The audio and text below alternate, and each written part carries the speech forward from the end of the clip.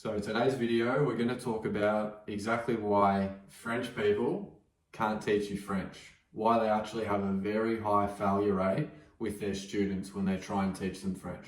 Hi, I'm Rory, bonjour. If you're new to the channel, I will quickly introduce myself. I learned French to fluency in just 1 year, a few years ago. I started when COVID came about back in 2020, and I've been learning French ever since. I've started up this YouTube channel last year.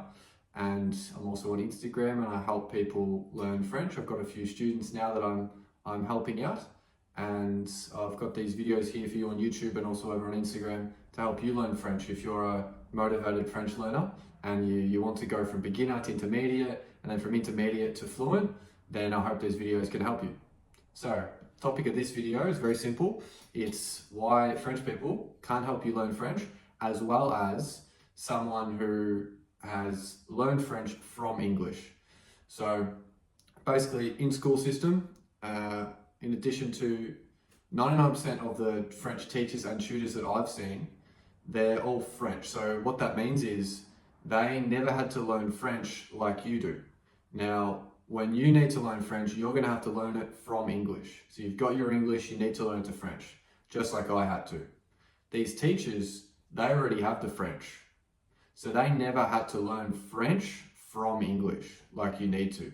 What that means is it basically creates a situation where, let's say you're poor, right? And you want to become rich.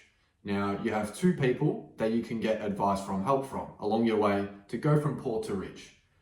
The first person has been rich their whole life. They were born rich. So they never had to go from being poor to becoming rich like you want to. The second person used to also be poor like you and is now rich. They went through the exact path that you would need to take in order to succeed. Now, most of you can probably get where I'm going with this. It's very simple. The person that you want to take the advice from is the person that has gone from poor all the way through to rich, overcome the obstacles you need to on the way to achieving the goal. Okay, now that is exactly what you need to do with your French. What I think is you're better off taking the advice of someone who has learned French from English first of all, because that's exactly what you need to do. Why would you take advice from someone who hasn't taken the path you need to? They don't understand the struggles and the obstacles you need to overcome because they never had to go through it themselves. I'm perfectly fine to say that these French teachers, they're nice people. It's good. I'm sure they're helpful. However, they're not going to give you the best advice, and they're not going to be able to help you out as much as someone who's dedicated to helping you and knows their stuff, is switched on, and knows how to learn French from English, because they never had to learn that skill. It's very simple.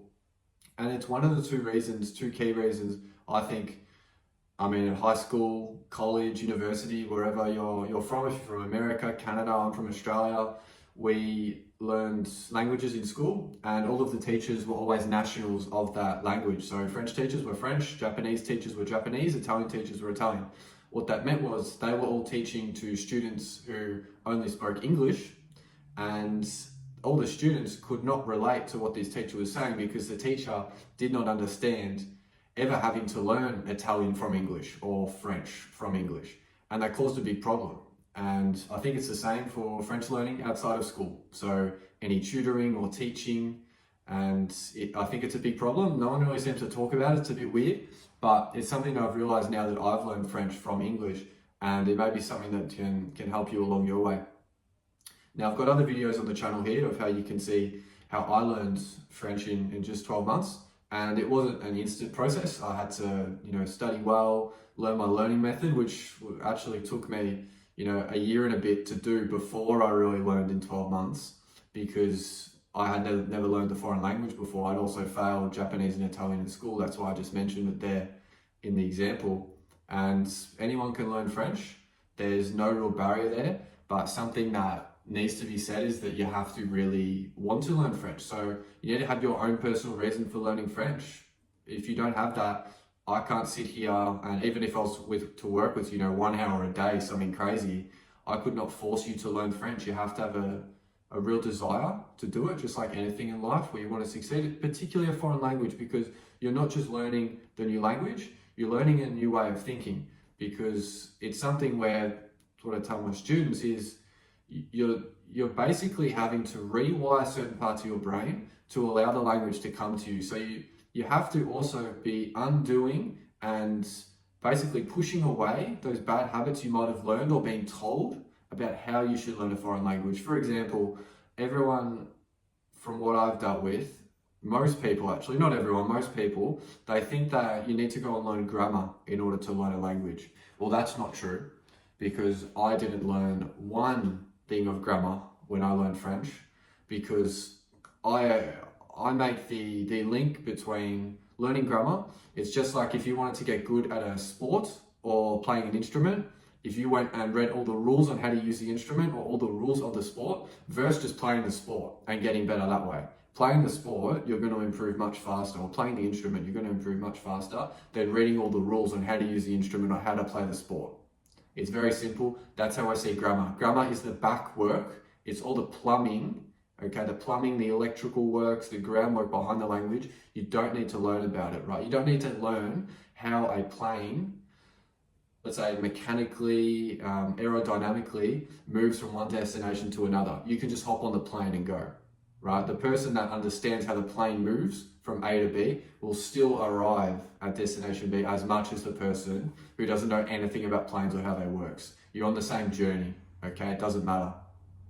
And the thing is as well, just another note, go through my videos here if you're interested and you want to see how I learned French. Maybe you find something interesting, and if you do, you can head to Instagram as well. Put a comment down below. You can DM me on Instagram anytime as well. Happy to help.